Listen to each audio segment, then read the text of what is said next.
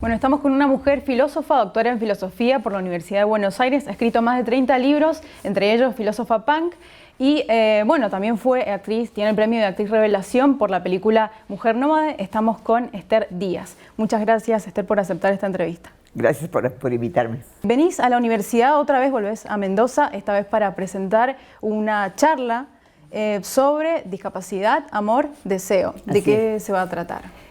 Bueno, justamente yo soy especialista en el tema de sexualidad y deseo en general, porque me doctoré sobre Foucault, que uno de los temas fundamentales de él es eso, por ejemplo, la historia de la sexualidad, es uno de los más representativos.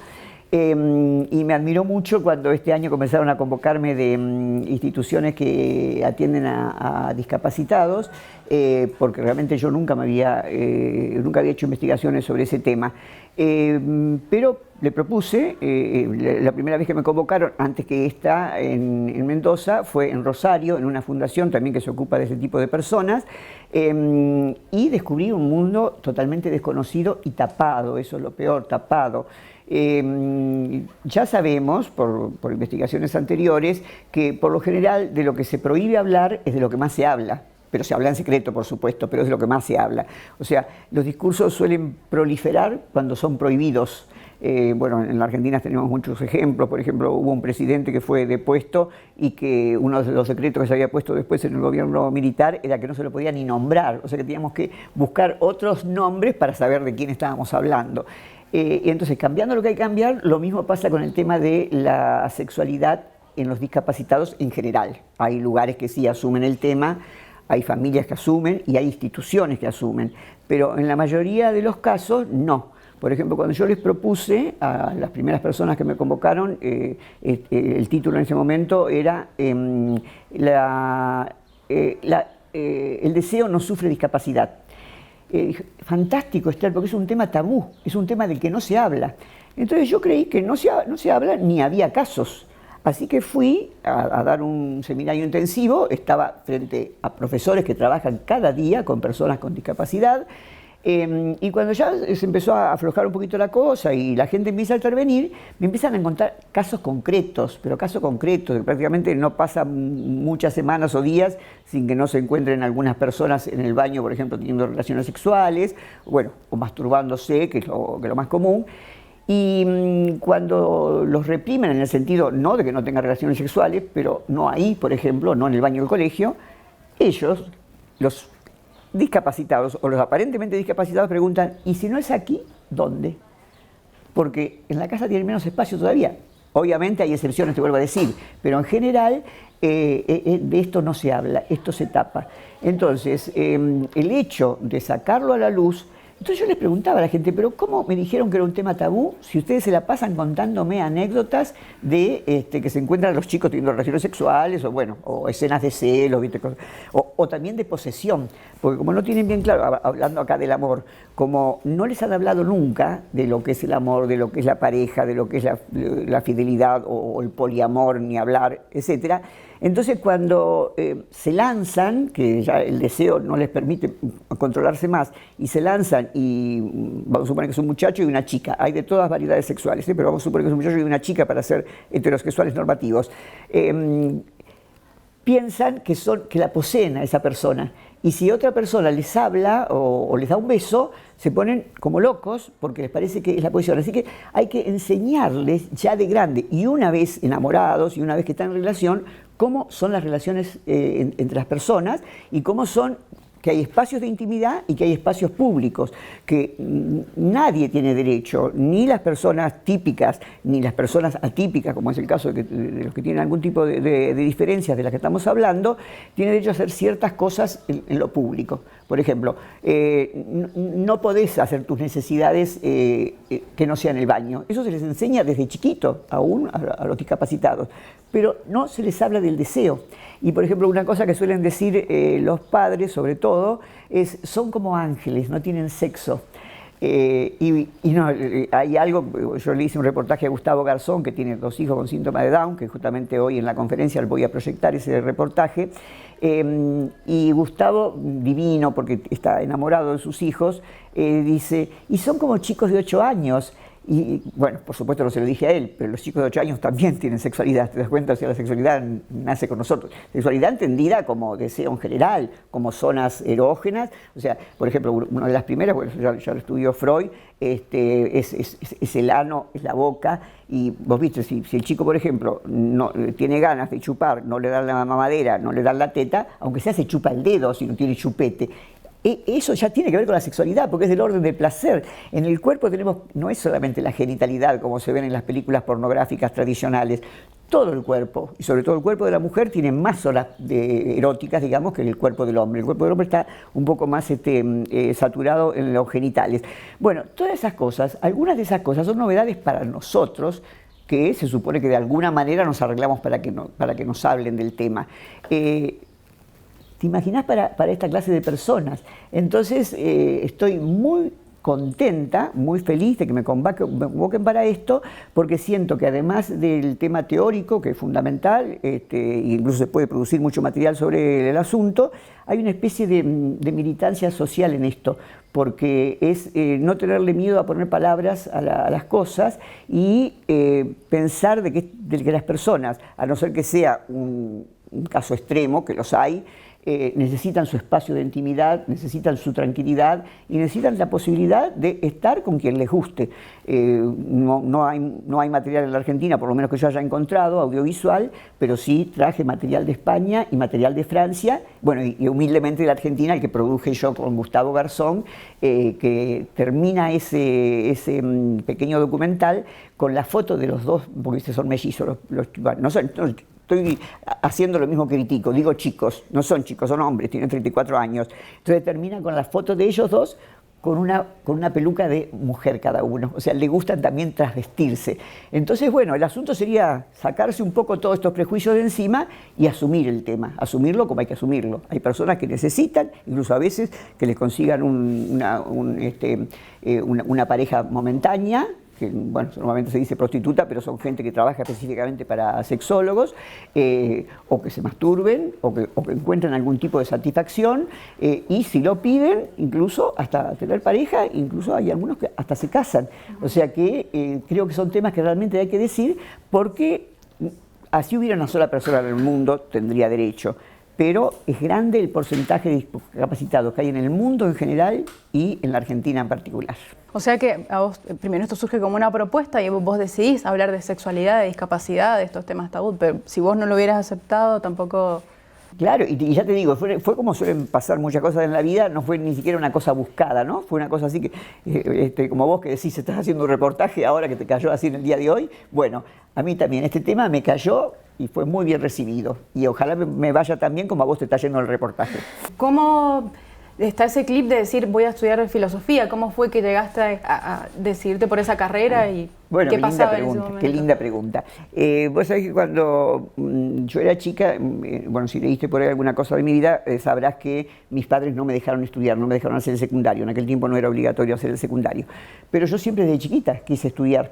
Entonces, bueno, después que me casé, me divorcié, tuve hijos, criando a mis hijos y trabajando de peluquera, empecé a estudiar. Pero yo tenía grabado una escena de cuando era preadolescente que me habían permitido ir a pasar un tiempo con una tía mía que vivía en la Patagonia y que, a diferencia de mi casa, que no había un solo libro en mi casa, ella había comprado una colección de enciclopedias, que ahora, bueno, en la época del digital, lo que te voy a decir es una antigüedad total, pero eran enciclopedias que a lo mejor eran 30 tomos, 50 tomos, así que para mí eso era una fiesta, porque ahí podía, viste, recorrer el mundo, como hoy lo podemos hacer con un celular, con internet, así lo podía hacer yo con ese libro. Entonces vi una escena que había un señor recostado así en un canapé con una túnica blanca y unos señores, 4 o 5 señores alrededor, en actitud de hablar con él. Y este señor que estaba así acostado tenía una copa en la mano. Y entonces la inscripción que decía abajo era Sócrates bebiendo la cicuta. Yo no tenía la menor idea de quién era Sócrates ni la cicuta. Entonces empecé a buscar en la enciclopedia, porque viste, a veces no coincide justo el dibujito con lo que está escrito, hasta que encuentro Sócrates.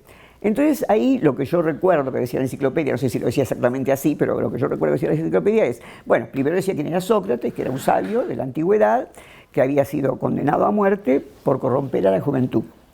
Corromper a la juventud significa que les enseñaba a pensar. En vez de obedecer ciegamente, piensen si lo que le están pidiendo, que si lo están mandando, es racional, es justo, es bello, es bueno. Y si no, hay que luchar para que lo sea. Eso era corromper a la juventud, ¿viste? Enseñarlos a pensar. Entonces fue condenado a muerte y ahí me entero que la cicuta era un veneno.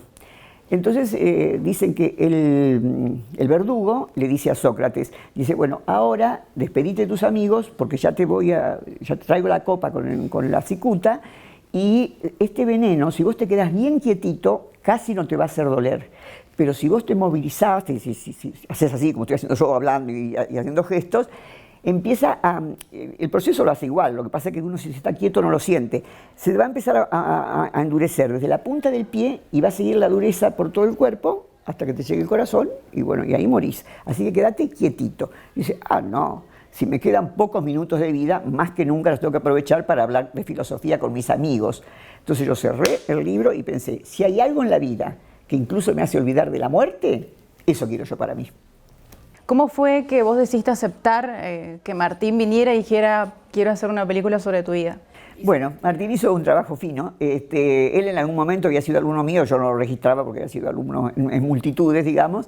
Y lo conocía porque una vez por año me convocaban a una radio que existe todavía en Buenos Aires, una radio alternativa que se llama La Otra, y él era colaborador en esa radio. Y entonces un año me dijo si quería que le diera mi mail, que quería pasar películas. Ya en ese momento tenía 4 o 5 largos hechos. Un chico joven, en ese momento tenía 34 años. Entonces yo dije, sí, que como no, que me los pasara. Y bueno, empezaban a pasar una serie de desgracias en mi vida, como ya sabes, fallecieron mis hijos, así que bueno, en ese momento obviamente no pude ver la película. Y después, cuando ya quise otra vez volver a la vida, porque yo me había encerrado, ¿viste? Había cortado con todo el mundo, no quería hablar con nadie, nunca dejé la filosofía, pero ya a nivel de escribir y leer, porque me habían obligado a jubilarme también justo en ese momento. Entonces le dije, no, Martín, mi vida no tiene ningún atractivo. Cuando yo era titular del CBC o cuando era directora de posgrados, o sea, yo entraba vestida con mis cueros y mis piercings y mis pelos parados y ya me aplaudían antes de subir y las clases eran una fiesta. Pero ahora, ¿qué atractivo tiene una mujer estudiando todo el día o estudiando? Dice, no, a mí no me interesa, dice, tu vida pública. A mí me interesa cómo la filosofía atraviesa un cuerpo, porque vos tenés el cuerpo atravesado por la filosofía. Entonces, bueno, con esa propuesta, te imaginás que no podía decir que no, hicimos la película. Pero entonces yo le dije, bueno, mira, en este momento yo no tengo ninguna investigación porque me acaban de echar de la universidad. Me jubilaron, pero yo lo viví como que me echaron. Bueno, así que si lo hacemos bien. O sea, como si fuera una investigación. No quiero que esto se dilate, que quedemos un mes sin filmar. O sea, lo hacemos bien. Y bueno, tenía tanto miedo que yo dijera que no, que se lo tomó tan en serio que llegó un momento que dije, por favor, descansemos un poco, Martín. Acordate lo que me dijiste, me decía, bueno, sigamos. Bueno, así que estuvimos un año entre hacer el guión y después filmar, y después otro año más de postproducción. Y para mi sorpresa, cuando se dio en Bafisi 2018, en el festival de cine más importante de Buenos Aires, que es de cine independiente, que es Bafisi, nos fue maravillosamente bien. Y la satisfacción más grande a nivel de la militancia microfísica o micropolítica que tanto me interesa, es que a pesar de que la película no tiene ningún panfleto, no es panfletaria, con decirte que él tiene grabado con 2 cámaras mi participación de un día entero en una movilización de Ni Una Menos, y no quiso poner nada en la película de eso para que no quedara como panfleto. A pesar de eso, por el simple lo digo entre comillas, ¿no? Casi irónicamente, por el simple hecho de que yo muestro mi cuerpo, de que yo con la edad que tengo me desnudo en esa película, con la edad que tengo relaciones sexuales reales con una persona mucho más joven que yo, eso fue mucho más militante que si hubiéramos hecho una manifestación, porque de los primeros, y todavía, de los festivales que nos siguen invitando, por lo menos el 80% son o festivales queer, o feministas, o sexualidades diferentes. Es decir, que Y además, lo más hermoso es las mujeres que ya pasaron los 50 años y se identifican con mi discurso, que yo tanto el discurso, tanto el libro como el libro Filósofa Punk como la película, comienzo diciendo, después de los 50 años mi vida sexual comenzó a ponerse interesante. Y es la edad en que justamente a las mujeres nos enseñaron, no sé a tu generación, pero a la mía seguro, a que todo se acaba, señores. No, querida, mientras hay vida, hay deseo. Y ese es el mensaje, si lo hubiera, que tiene tanto la película como el libro Filósofa Punk. Ajá. ¿Y cómo es para vos ser una filósofa punk? ¿Que lo atravesás decís desde el cuerpo? ¿Cómo bueno, sí. Mira, yo en realidad, bueno, tengo una historia para que me digan, Pan, porque siempre fui amante de las contraculturas, porque como en mi casa hubo tanta represión, cuando en los 60 vi lo que pasaba con los hippies, por ejemplo, me hice hippie. Entonces andaba con las polleras largas, con los pelos por acá, con la vincha, ¿viste? Bueno, todo lo que había que hacer para ser hippie.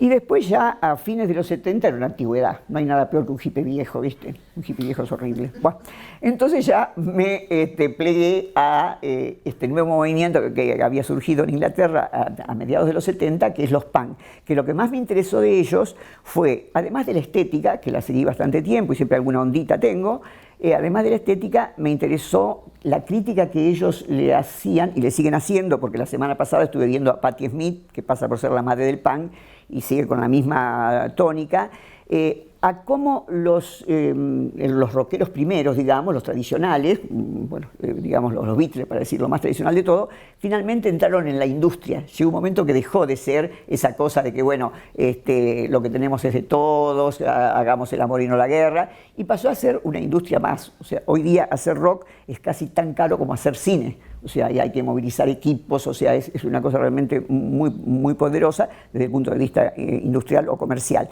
Entonces ellos estaban en contra de eso, me gustó mucho esa crítica, y también la irreverencia con las instituciones sagradas. Por ejemplo, en el caso de ellos, que eran ingleses, burlarse de la reina o del reinado, ¿no? Entonces, incluso cuando iba a Londres, me compraba remeras de los conjuntos que tuvieran de moda en ese momento, y yo iba a dar mis teóricos vestida así, vestida de punk. Así que, y además, cuando yo me tomaba un cafecito antes de entrar a la universidad, en el CBC, yo veía que venían punk. Pero lo que no sabía es lo que me enteré recién hace 5 años atrás, porque Juan Carlos Kramer, que es un historiador del punk, posiblemente el primero que tenemos, los argentinos, porque él estuvo viviendo con los Sex Pistols en los 70 allí en Inglaterra, me pidió, por los medios que ahora es tan fácil comunicarse, de hacerme una entrevista, porque tiene un libro que le publicó Planeta que se llama Más allá del bien y del punk, haciendo un juego entre Nietzsche y el punk. Y en ese libro hay un capítulo dedicado a mí que se llama Esther Díaz, nuestra pata en la uva. Entonces, cuando tuvimos la reunión personalmente, yo lo conocía a él por haber leído cosas de él, y él me conocía a mí por lo que ahora te voy a decir. Cuando en Cemento, que era el reinado del punk en Cemento, cuando en Cemento a las 6, 7 de la mañana cerraban, los chicos se iban caminando a hacer cola a la facultad para escuchar mi teórico. Algunos alumnos, otros no. Por ejemplo, él, que era es una persona de mi edad, iba a escucharme. Así que tuve una relación con el punk. Actualmente, la crítica que les hago solamente es muy banal, digamos, que no soporto que me escupan ni escupir, por ejemplo, ¿no? Y es una moda de los punk argentinos, porque es que en otra parte del mundo no pasa. Bueno, pero como la editorial insistió en ponerle ese nombre, que yo no lo quería, yo decía, me parcializa mucho, yo creo que soy otra cosa. Entonces, pero llegó un momento que pensé, bueno, yo sé hacer libros, creo, quiero hacer libros, pero los que seguro saben vender libros son ellos. Así que, bueno, y fue fantástico poner ese nombre, no solamente por el impacto que produjo, Mendoza es una de las provincias que más se está vendiendo ese libro, sino porque me obligó a repensarme a mí misma. Digo, bueno, está bien, yo no escupo saliva porque no me gusta escupir saliva, pero trato de escupir conceptos para hacer temblar un poco a esta sociedad que está haciendo agua por todas partes. Y tomando eso, ¿vos cuál pensás que son los temas actuales de la filosofía o que te parece que tienen que estar en el eje así? Y bueno, lo que se está imponiendo, o sea, el tema mujer, el tema sexualidades diferentes, el tema discriminación y el habernos despertado por fin del machismo en el que hemos vivido durante milenios, y sobre todo tener claro que el machismo, que cuando hablamos contra el machismo no estamos hablando contra varones particulares, porque el machismo es una categoría social una cultural y social que nos atraviesa a todos. Por ejemplo, cuando hubo el debate por el aborto legal, que lamentablemente no salió en el Senado, vimos que muchas mujeres tienen un discurso mucho más machista que varios hombres. Así que la lucha contra el machismo es muy dura, porque no se trata de una lucha contra alguien bien identificado, los varones, no, al contrario, hay muchos hombres que son más feministas que algunas mujeres, ¿no es cierto? Entonces, yo creo que ese es el tema, pero bueno, me parece tan difícil de erradicar como pensar que se va a terminar el capitalismo, pero el hecho de que me parezca difícil y poco probable, por lo menos en mi vida no voy a ver realmente el empoderamiento real de la mujer. Se dice que estamos empoderadas, pero todavía no estamos empoderadas, estamos visibilizadas, pero seguimos siendo la que tenemos que poner leche en la heladera, la que tenemos que tener los pañales, la que tenemos que llevar el chico al médico. Es decir, que tenemos más derechos, podemos ser doctoras, podemos tener trabajo, podemos mostrarnos, pero las responsabilidades no las sacamos. Así que yo, haciendo un juego con algo que decían un grupo político en los 70, voy a decir, no somos ya esclavas, es cierto, no somos esclavas, como en algunas partes del mundo todavía las mujeres son esclavas o siervas, pero tampoco liberadas, como nos creímos en los 60. Estamos sobrecargadas, porque hemos ganado algunos derechos, como por ejemplo estar acá, en una universidad, pero no nos hemos descargado las obligaciones que tradicionalmente nos han puesto. Ya Marx lo dice, que antes de la explotación económica a otros hombres, fue la explotación en la mujer con la primera división de trabajo que se hace en lo doméstico. O sea que es una cosa milenaria, más vieja todavía que el capitalismo, o sea que va a ser mucha lucha, pero tenemos que imaginar que la resistencia en sí siempre nos hace sentirnos dignos. O sea que logremos o no logremos el objetivo, logramos no ser cómplices. Y ya eso es bastante. ¿Cuál sería el día ideal de Esther Díaz cumpliendo años? Bueno, estar lejos de Buenos Aires, porque no por Buenos Aires en sí, porque lo amo, sino porque no sé por qué motivo desde chiquita siempre fue un día muy triste para mí, el del cumpleaños. Creo que ahora que soy grande y lo analizo, creo que me daba vergüenza que todos me miraran a mí, que me trajeran regalos, que se pusieran alrededor una torta. En medio, ¿dónde me pongo? ¿Dónde me pongo? Con decirte que mis 15 años, que fue con lo humilde que eran mis padres, hicieron un sacrificio para hacerme una fiesta hermosa en aquel tiempo, nos hacían unos trajes blancos, largos, etcétera, y tuve una hemorragia de nariz que me estropeó la fiesta, para que veas que siempre fue mala onda. Y en general lo paso sola, es la primera vez que está funcionando en los medios hoy, porque bueno, algún amigo lo puso y empezó a replicarse, pero yo no quería decir, no por taparme la edad, yo cumplo 80 años hoy, o sea, cuando yo me opero, no es por taparme la edad, es porque no me gustan las arrugas nada más, pero la edad la tengo y por más que me opere se nota, así que eso no es problema, simplemente que me siento un poquito mejor, aunque otro me venga horrible, si yo me siento mejor es suficiente, ¿no es cierto? Bueno, así que cuando me convocaron y las chicas que son amigas mías de Mendoza me dijeron, mirá Esther, te están convocando justo el día de tu cumpleaños, ¡qué suerte! Me puedo ir de Buenos Aires y estoy en la provincia que más relevancia tengo, porque acá es donde más libros míos se vendieron. Bueno, los libros de filosofía se venden en general en todas partes, pero el libro Filósofa Punk, donde más se vendió fue acá en Mendoza, y donde fuera de Cava, donde más se dio la película Mujer Nómada, fue acá en Mendoza, que estuvo un mes en cartel.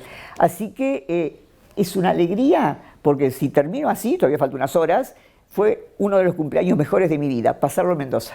Buenísimo. Muchas gracias, Esther. Entonces, muchas gracias por tu filosofía, muchas gracias por la película también, que es muy interesante, gracias. Y por visitarnos otra vez en la universidad. Gracias.